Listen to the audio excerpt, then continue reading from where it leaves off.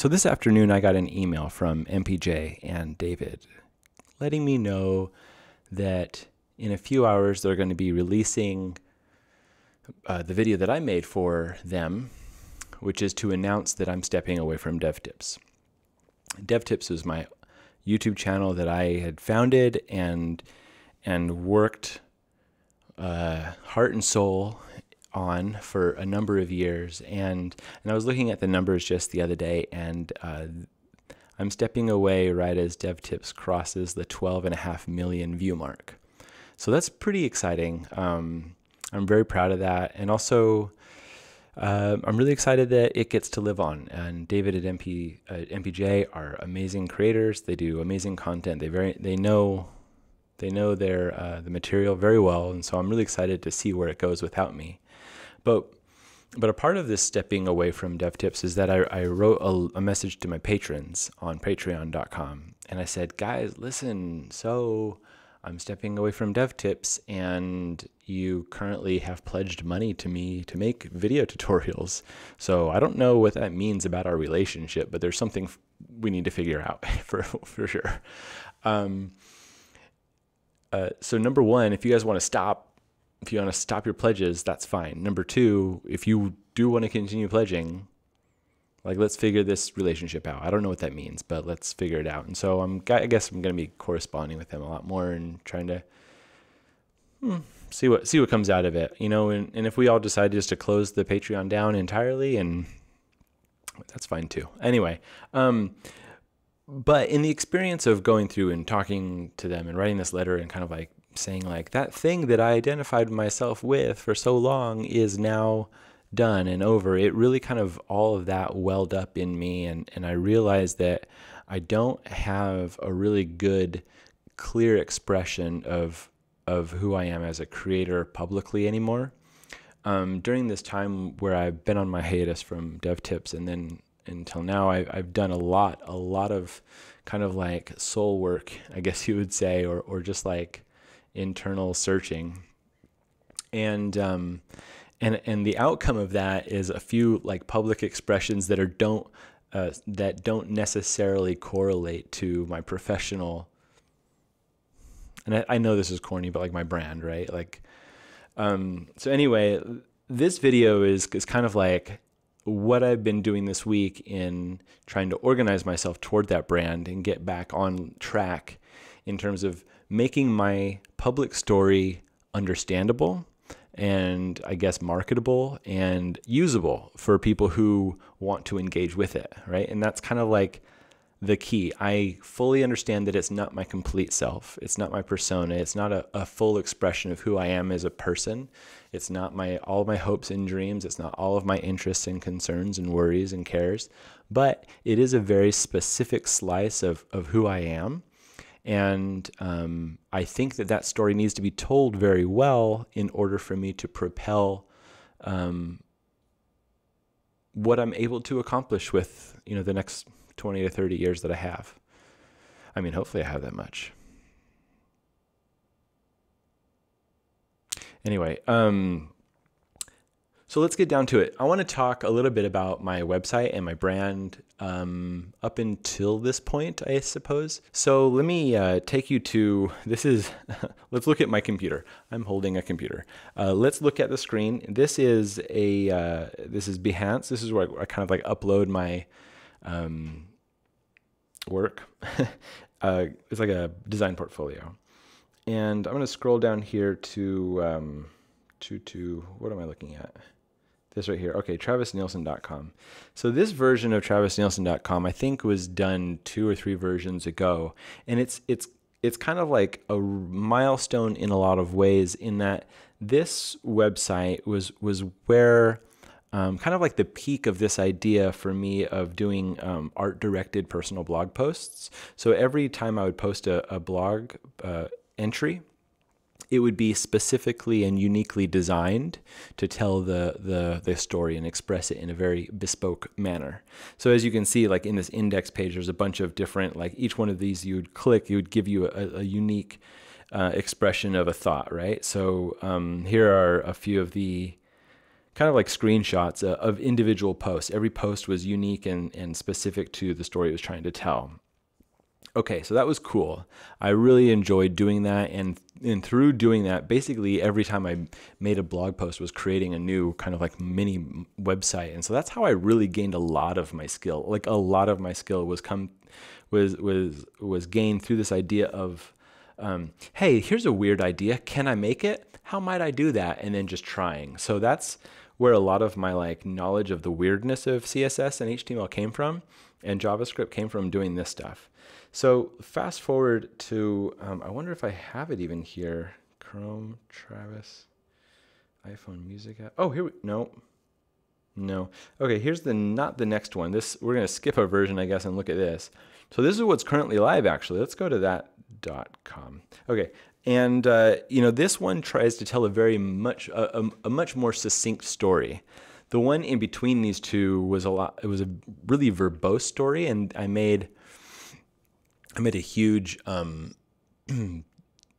series of videos on it on dev tips, and the link to those will be in the description of this this video along with this. But anyway, this website was made, I think, at the very beginning of my hiatus, and I just felt like I needed to tell a cleaner story of who I was and what I was trying to accomplish. And you can, hindsight is 2020, right? So if I look back and try to talk to Travis a year and a half ago and said like, hey, this is going to be expressive of who you are, right now I would say like, dude, none of this makes sense. What you're gonna go through for the next year, but nothing will. Nothing will make sense. I think that will be the point. So don't worry about this. Anyway, this tells the story of Travis, and that he is a designer, and then also he educates through video, through podcasts, and through email. And here's also some social media links.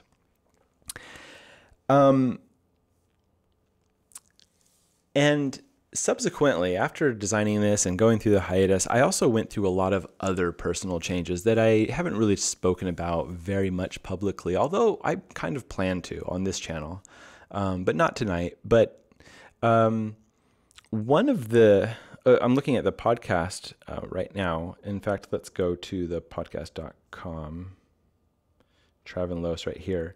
If you go to travinlos.com, last Wednesday, Loos and I sat down and we recorded an hour-long podcast. I think he's going to cut it into two parts, but it was all about what I did experience this past year, like this kind of breaking down of identity, reassessing what I want, reassessing what I'm good at, what makes me feel good to create and to be a part of.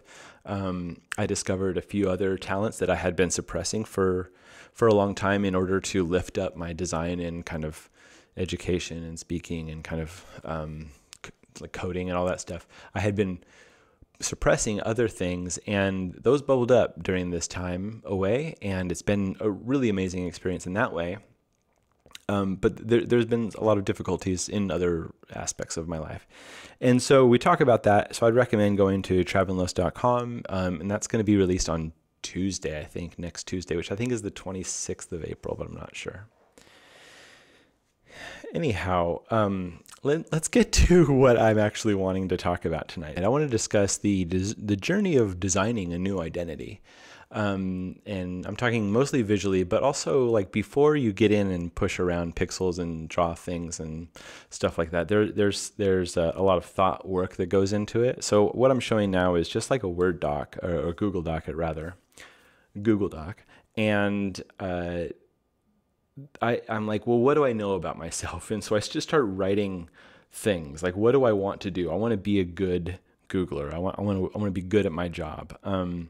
I want to be a thought leader. I want to help people understand the practical and the soft skills and like the insides and outs of how to be good in the industry of design, and like how to kind of like not like make it or get where I am, because I certainly am not. I'm not at the full expression of my own career, but I feel like I have a lot to give, and there's a lot of need. And so I'm trying to help in that way. Anyway, so there's a lot of ways to do that: YouTube, speaking, writing, podcasting, and this will come into it'll a little bit better. And so I'm like, okay, well, I need to get rid of my painting and my music that I've been pursuing this past year, because it's been like diluting this kind of like focused design brand. And so I need a new website to do these kind of things. And notice that like I'm just like spilling out. I'm just like making lists, bulleting, putting things, nesting, and kind of like trying to organize. And it's all kind of like, you know, here I am like trying to understand myself by writing different versions of the same paragraph over and over again, and finally coming down to this one. And I'll show that in a minute too. But also like working out the navigations of a website, thinking about myself in terms of like my art, you know, and the music that I do. More on that later, but and then like, you know, like how can I profit from this stuff as well? A lot of energy and work goes into this stuff. Can it be profitable, and what parts of that work make money? And so after just like a brain dump of all this stuff, I went into my design tool. I use Adobe XD, and I took screenshots of the current travisnielsen.com, and then I started iterating. So first I did a mobile first. Here's the mobile design of travisnielsen.com. Again, it walks through video, podcast, email notes. It's like a long one-page thing. And I said, like, how can I make this story easier to digest? And I decided instead of doing different sections on one page, I would have a small, succinct and powerful statement that kind of encompasses all of these ideas. So instead of saying Travis does video, Travis does podcast, Travis does writings, I made this paragraph which says Travis designs search at Google and shares what he learns by making videos, giving talks, recording podcasts, and writing things down. And now I would make each of these actions a page of its own. So why do this? Well, it's mostly the case of catering to different audiences. So if somebody comes to the website and they're interested in hiring me for a speaking job, then they could go to giving talks, or I could even forward them a URL like travisnielsen.com/speaking. And they wouldn't have to worry about the videos or try to understand the writings or things like that.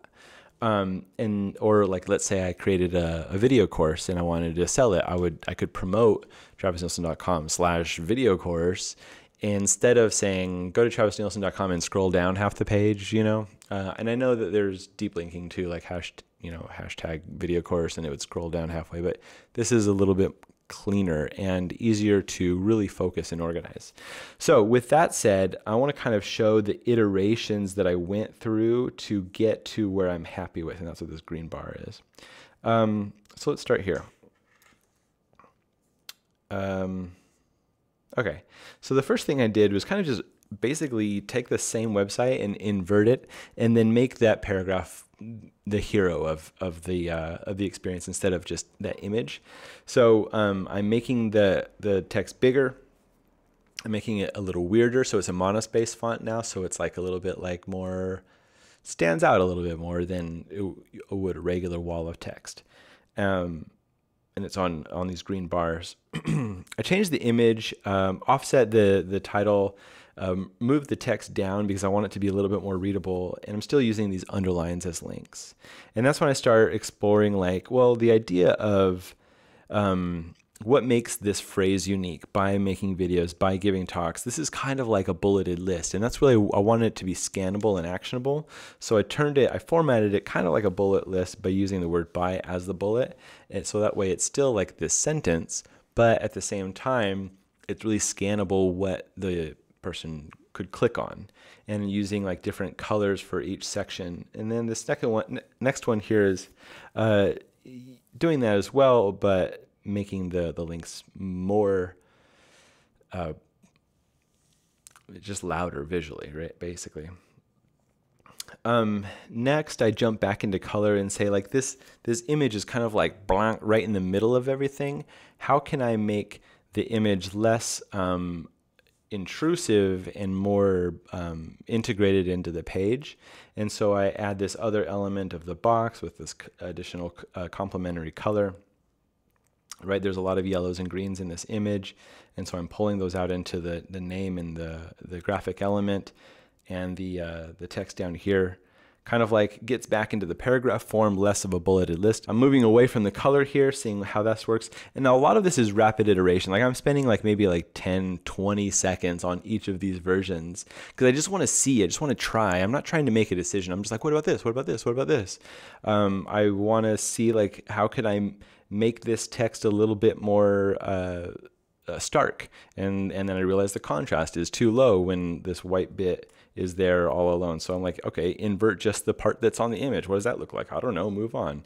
And what about making these links more clickable? Make the underline stroke almost ridiculously large and bold colored. Make that a little bit thinner. And then I stopped there for a while and moved into this color space of saying like, okay, well, maybe they're all monochromatic, just one color for the underlying links, and then when you hover, it's like a more opaque version of that. What about using all those colors, but then using the fade out idea?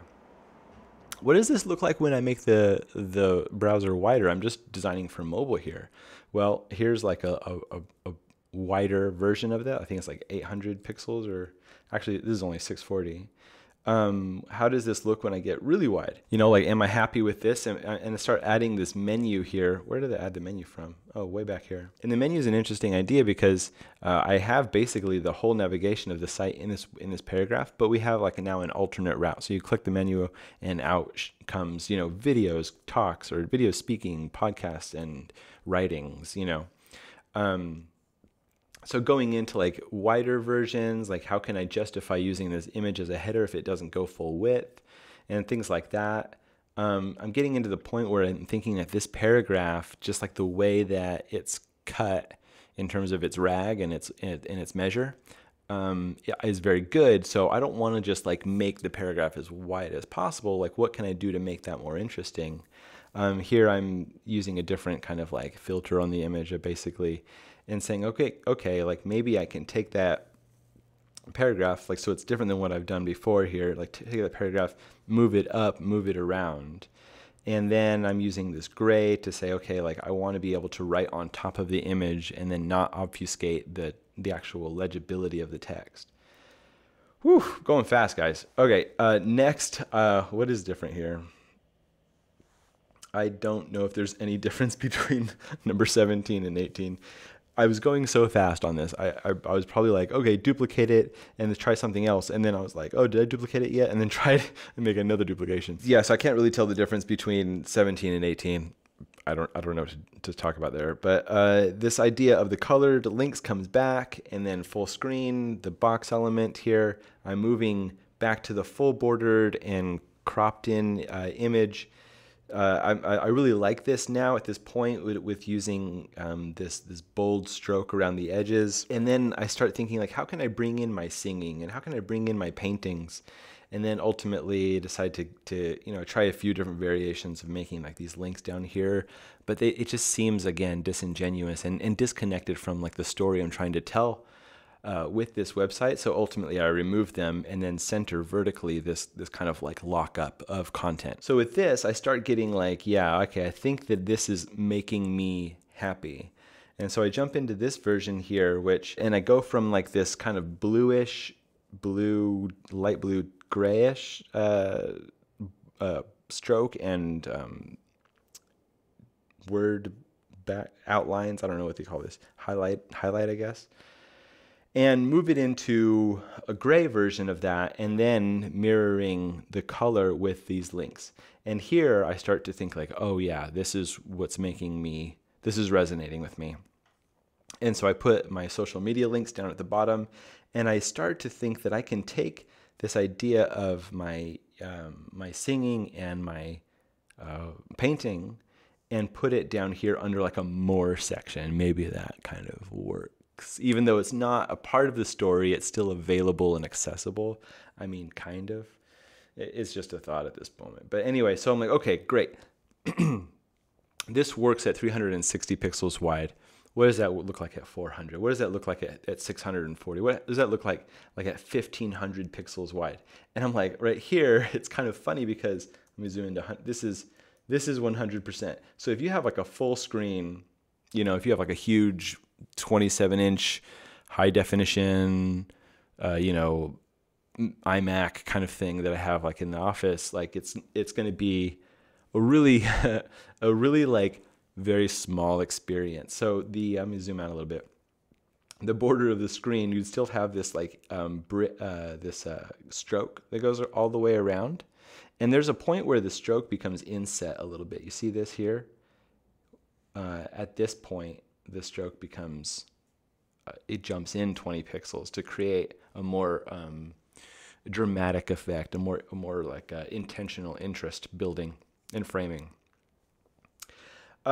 So here at this point, I think this is one of the more interesting views because it's so dramatically different than what somebody with that size of screen is used to, that I feel that aspect of it says so much. And at least that's what I'm hoping for and theorizing. You know that we decide emotionally and then just justify logically pretty much everything we do. So, I mean, who can tell you if this is even a real theory? But I like it. So that's like what it'll look like when it's big. And then I'm still working on the internal pages. I have a few Post-it notes that I sketched some ideas on, and I'm trying to like work out what that would look like. But basically, we have a page for video, a page for, what does that even say? Podcasts, writings, and speaking and stuff like that. But anyway, this is kind of where I'm at. And I just wanted to run through this with you. I thought that might be interesting. I'm not going to do like a coding tutorial like you might have seen on DevTips, but I think that the thinking behind this stuff and the showing you the journey is what I'm interested in right now. And I hope you enjoyed this little tour of the way that my brain is thinking about a new website. Hey, since there's like no subscribers to this channel, it's like a brand new channel that I've never really published anything on, why don't you go ahead and do me a fave and subscribe, and also watch another video. I think there may be 2 videos at this point. I don't have a good way of logging off. Good night. Goodbye. We'll see you in the next video. Goodbye.